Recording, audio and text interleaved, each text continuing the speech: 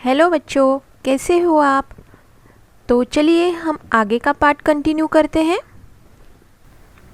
नवीन coat बांधून घेऊन मी निघालो। लेखक जाने के निकल गए। पंख असते तर एकदम उड़ूनच गेलो असतो। लेखक इतने खुश थे, वो इतने खुश थे कि उनको ऐसे लगा कि अगर मेरे पास पंख होते तो मैं उड़ के मेरे भाई के पास पहुंच जाता। चालण्याचे श्रमच वाटत नव्हते और कितना भी चलो तो भी उनको ऐसे लग रहा था कि अरे मैं तो थका ही नहीं, मुझे बहुत स्पीड से आगे जाना है। सुख स्वप्नात दंग होतो, यानी वो इसी आनंद में चले जा रहे थे कि ये कोट मैं अपने भाई को दूंगा। आईला किती आनंद होईल या कल्पनेत मी होतो। माँ किती खुश होंगी ये मैं सोच रहा था। एक नानेटी माझ्या पायाजवळ उडी मारून गेली। नानेटी सांप की एक प्रजाति रहती है। जब ये सोचते सोचते चल रहे थे तभी वो उनके पैर के पास से चली गई। नानेटी म्हणून एक सापाचा प्रकार आहे। तिचा हिरवा रंग असतो, उसका हरा रंग रहता है।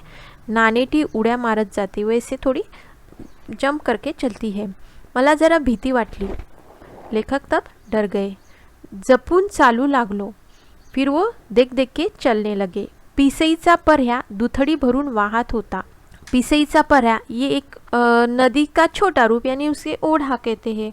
तो वो ऐसे दोनों तरफ से पानी से भर के बह रहा था। त्याच्या पाण्याला ओढ फार होता, उसके पानी को बहुत स्पीड थी। काय करायचे, अब क्या करने का। आईचे नाव घेतले व शिरलो पाण्यात। लेखक ने क्या किया, अपनी मम्मी का नाम लिया और पानी में चलते जा रहे। हातात काठी होती। हाथ में उन्होंने एक लकड़ी ली। काठी यानी लकड़ी। पुढे काठी टाकावयाची व मग पाऊल टाकावयाचे। आगे लकड़ी डालना और फिर पैर उठाना, यानी उससे पानी का अंदाज आता है। तो ये देख के वो चल रहे थे। मी वाहून जाण्याच्या बेतात होतो। ऐसे लग रहा था जैसे कि मैं बहकर जाने वाला हूँ, परंतु कसा बसा बाहर आलो। पर मैं कैसे बैसे बच के पानी पार करके, नाला पार करके बाहर आ गया। इतर नदी नाल्यांना प्रेमाने भेटावयास जाणारा तो नाला तो मला कसा बुडविल। तब लेखक सोचने लगे कि ये नाला भी तो बाकी की नदी नालियों को मिलने जा रहा है और प्यार भरे मिलने जा रहा है, तो उसके दिल में इतना प्यार है तो वो मुझे कैसे डुबा सकता है। मी माझ्या भावास भेटावयास जात होतो। हाँ, लेखक अपने भाई से मिलने के लिए जा रहे थे। प्यार भरे दिल से वो भाई से मिलने जा रहे थे। त्या नाला इतकाच उत्सुक, वो नाला जैसे बह रहा था, नाले के मिलने के लिए जा रहा था, वैसे ही मैं उत्सुक होकर अपने भाई से मिलने जा रहा था। तो वो मुझे कैसे डुबा सकता है। धावपळ करीत होतो। त्या नाल्याप्रमाणेच मीही हृदय भरून घेऊन जात होतो। उस नाले के जैसे मैं भी प्रेम भरे हृदय से अपने भाई को मिलने जा रहा था। रस्त्यातील खडी वर आली होती। खडी यानी गिट्टी, जो कि रास्ता बनाते समय डालते हैं वो, तो वो पानी से सब ऊपर आ रही थी। सुयांसारखे दगड पायांना खुपसत होते। तो गिट्टी के जो पत्थर रहते हैं बारीक बारीक, वो उनके पैर को चुभ रहे थे, क्योंकि उनके पैर में चप्पल नहीं थी। परंतु माझे तिकडे लक्ष नव्हते। पर लेखक का उधर ध्यान ही नहीं था। वो तो अपने घर को जाने के लिए खुश थे। अंधार होण्यापूर्वीच घरी जाण्याची धडपड चालली होती। रात होने से पहले उनको किसी भी हालत में अपने घर पे पहुंचना था, परंतु वाटेतच अंधार पड़ला और वो पहुंचने के पहले ही रात हो गई। कडाड कडाड आवाज़ गरजत होते। विजा चमचम करत होत्या। कडाड कडाड आवाज़ गरजत होते, यानी बादल ऐसे कडाड कडाड आवाज़ कर रहे थे। बिजलियाँ चमक रही थी। खड़खड़ पानी वाहत होते और पानी बह रहा था। त्या पंचमहाभूतांच्या नाचातून मी चाललो होतो। पंचमहाभूत अग्नि, आकाश, पृथ्वी, ये पंचमहाभूत, उनमें से ये सब लेखक अपने घर के लिए जा रहे थे। शेवटी एकदाचा मी घरी आलो। ओला चिंब होऊन गेलो होतो। एट लास्ट लेखक अपने घर पहुंच गए। तब घर पे पहुंचते पहुंचते वो पूरे भीग गए थे। आई, मी बाहरून हाक मारली। तभी उन्होंने बाहर से आवाज़ लगाई अपनी माँ को। हवेत फार गारठा आलेला होता। बारिश की वजह से ठंडी ठंडी हवा चल रही थी। वडील संध्या करत होते व आईने शेगडीत निखारे शेकण्यासाठी दिले होते। वडील यानी पिताजी, संध्या यानी शाम की प्रार्थना।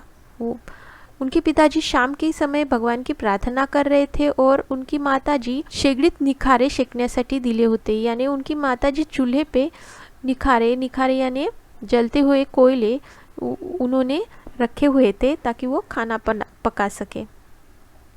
अण्णा आला, आई, अण्णा।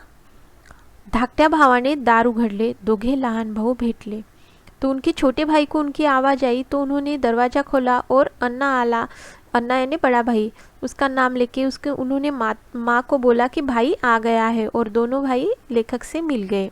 इतक्या पावसातून श्याम कशाला आलास? सारा भिजलास ना? आई विचारू लागली। तुम इतने बारिश में कैसे आ गए? कितने भीग गए हो ऐसे? माँ ने उससे पूछा। सोंडे घरच्या पर्याला पाणी नव्हते का रे? वडिलांनी विचारले। तभी उनके पिताजी ने पूछा कि सोंडे घरचा पर्या एक नाले का नाम है, इसको पानी नहीं था क्या? तुम ऐसे कैसे आ गए? ऐसे उनके पिताजी ने उसको पूछा। हो, परंतु मी आलो कसा तरी, मी म्हटले। तब लेखक ने उनको जवाब दिया कि पानी तो था पर मैं कैसे तो भी आ गया। त्या दिवशी एक बाई वाहून गेली हो त्यातून, वडील म्हणाले। तभी उनके पिता ने उनको बताया कि उस दिन एक औरत वो बारिश की वजह से नाले को आने वाले पूर की वजह से वो बह गई। बरे, ते कपडे काढ, कढत पाण्याने आंघोळ कर, आई म्हणाली। तभी उनकी माँ ने बोली कि वो कपड़े चेंज कर ले, कढत यानी गरम पानी से नहा लो। मी आंघोळीस गेलो। धाकट्या भावाने माझे लहानसे गाठोडे सोडले। जब लेखक नहाने गया तो उनके छोटे भाई ने उनका सामान खोला, गाठोड़े। तभी कुछ ट्रैवल बैग वगैरह नहीं थे, कपड़ों में ही एक बड़े से कपड़े में अपने सारे चीज़ें बांध के यहाँ से वहाँ ट्रैवल करते थे, उसको गठोडा बोलते थे। तो वो उसके छोटे भाई ने खोल के देखा। लहान मुलांना सवयच असते, त्यांना वाटत असतं की काहीतरी आपल्यासाठी आणलेलं असेल।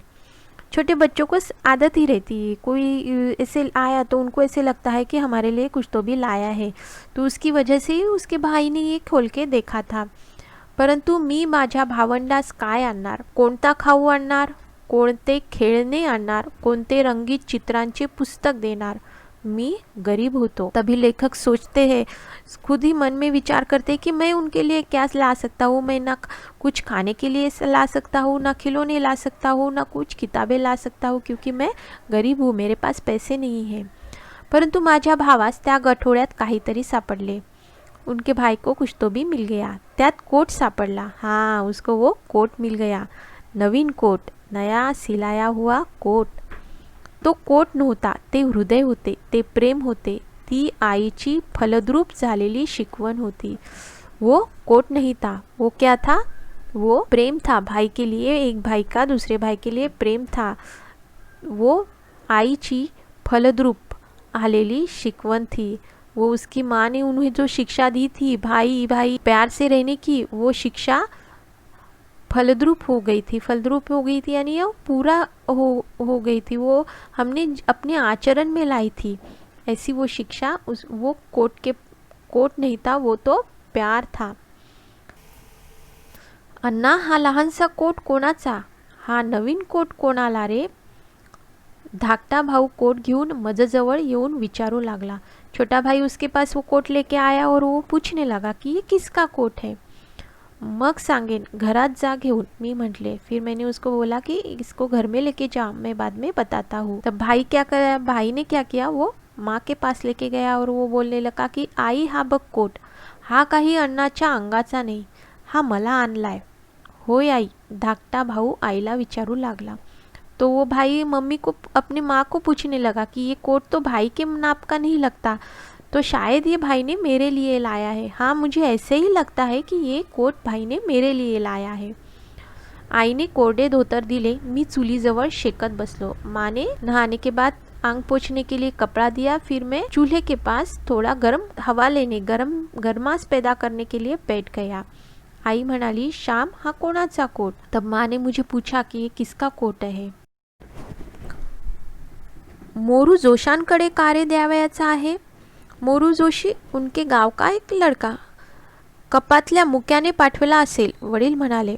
माँ ने ऐसे पूछा कि ये किसका कोट है, तो उसके पिताजी को ऐसे लगा कि मोरू जोशी के यहाँ या किसी और के यहाँ देने के लिए श्याम के पास किसी ने भेजा है। नाही, हा मी पुरुषोत्तमसाठी शिवून आणला आहे, मी म्हटले। फिर लेखक उनको बताने लगे कि ये मैंने पुरुषोत्तम के लिए लाया है. पुरुषोत्तम, लेखक का छोटा भाई. पैसे रे कोठले, कोणाचे कर्ज काढलेस का? फीचे दावडलेस, वडिलांनी विचारले. फिर उनके पिताजी थोड़े टेंशन में आ गए. वो पूछने लगे कि इसके लिए पैसे कहाँ से लाए, किसी से कर्ज लिया है क्या, या फिर तूने स्कूल की फीस के पैसे इसमें डाले?